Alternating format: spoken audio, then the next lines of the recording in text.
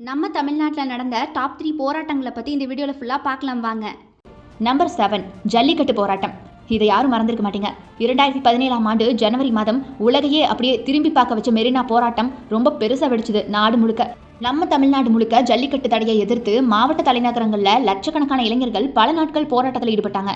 இந்த போராட்டத்தை யாரும் அவ்வளோ சீக்கிரமாக மறந்துருக்கவே மாட்டாங்க. ஏன் அப்படின்னா இது பெரும் போராட்டமாக நடந்துச்சு. அப்போ இருந்த அரசையே உழுக்குச்சுன்னு சொல்லலாம். முக்கியமாக பார்த்தீங்கன்னா பெரும் புள்ளிகள் நிறைய பேர் இந்த போராட்டத்தில் கலந்துக்கிட்டாங்க. அதுபோக மக்கள் ரொம்ப தீவிரமாக வெறித்தனமாக போராடின ஒரு போராட்டம் அப்படின்னா இந்த ஜல்லிக்கட்டு போராட்டம் தான்.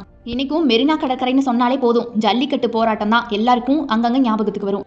கடைசியாக பார்த்தீங்கன்னா பெரும் வன்முறையை வெடிச்சு காவல்துறை தாக்குதல் நடத்தி போராட்டம் கைவிடப்பட்டுச்சு.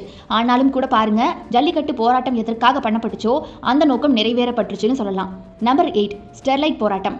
தூத்துக்குடியில் இருக்கக்கூடிய ஸ்டெர்லைட் ஆலையை மூடணும் அப்படின்னு சொல்லிட்டு அந்த பகுதி மக்கள் பல நாட்களாக போராடிட்டு வந்தாங்க. கடைசியாக அதனுடைய உச்சகட்டமாக பார்த்தீங்கன்னா ஆலையை நோக்கி மே மாதம் 22ஆம் தேதி 2018ஆம் ஆண்டு அன்னைக்கு மக்கள் நடத்திய பேரணியில் காவல்துறையை பார்த்தீங்கன்னா துப்பாக்கி சூடு நடத்தியதில் இளம் பெண் உட்பட 13 பேர் சுட்டுக் கொல்லப்பட்டாங்க. இன்னைக்கும் பார்த்தீங்கன்னா ஸ்டெர்லைட் போராட்டம் அப்படின்னு நீங்கள் எதுலையாவது சர்ச் பண்ணிங்கன்னா கூட இந்த மாதிரியான ஒரு கொடூர சம்பவத்தை உங்களால் பார்க்க முடியும். இதற்கு பின்னாடி நிறைய சதி வேலை நடந்துச்சு அப்படின்னு அந்த காலகட்டத்தில் பேசப்பட்டுச்சு. ஆனால் பாருங்க அங்கே கொல்லப்பட்ட 13 பேருக்குமே எந்த விதமான நியாயமும் கிடைக்கல அப்படிங்கிறது தான் துக்கமான விஷயமே. நம்பர் 9 பொள்ளாச்சி பாலியல் வழக்கு போராட்டம். இது பார்த்தீங்கன்னா ஒரு தமிழ்நாடு இல்லைங்க, எத்தனை தமிழ்நாடு சேர்ந்து போராடினாலும் கூட இங்கே பேர் மட்டும்தான் மாறும். ஜஸ்டிஸ் பார் அப்படிங்கிற எழுத்து அப்படியே தான் இருக்கும்.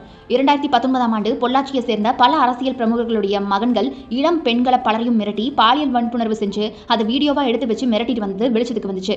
இதனையொட்டி பார்த்தீங்கன்னா அந்த வீடியோ ரொம்ப வைரல் ஆச்சு. இப்படியும் கூட மனுஷங்க இருப்பானுங்களா அப்படின்னு பேச வச்சது மொத்த தமிழ்நாட்டையுமே. அப்படியே அந்த வீடியோ பார்த்தீங்கன்னா கவர்மெண்ட் கண்ணுக்கு மட்டும் கிடையாதுங்க, நாடு முழுக்க பரவச்சுன்னு சொல்லலாம். பொள்ளாச்சி இஷ்யூன்னு சொல்லிட்டு அந்த மாதிரியான ஒரு ஹேஷ்டாகே ரொம்ப வைரலாச்சு அந்த சமயத்தில். இதனையொட்டி தமிழ்நாடு முழுக்கவே கல்லூரி மாணவர்கள் உட்பட பல பேரும் இந்த குற்றவாளிகளை கைது செய்யணும், தூக்கில போடணும் அப்படின்னு சொல்லிட்டு பல விதமான போராட்டத்தில் ஈடுபட்டாங்க. ஆனால் பாருங்க குற்றவாளியை கைது செய்யறதுக்கு பதிலாக அங்கங்க தடியடியும் நடந்துச்சு. அங்கே இருக்கக்கூடிய கல்லூரி மாணவர்கள் மேலே எவ்வளவு வன்முறை நடந்துச்சு அப்படிங்கிறதும் பல நியூஸ் பேப்பர்ஸில் வந்துச்சு. நிறைய நியூஸ் சேனல்ஸ் லைவாகவும் காட்டினாங்க. ஸோ இன்னைக்கும் பொள்ளாச்சி இஷ்யூ அப்படிங்கிற நியூஸ் பார்த்தீங்கன்னா ரொம்பவே பதற வைக்கிற நியூஸாக தான் இருக்குது.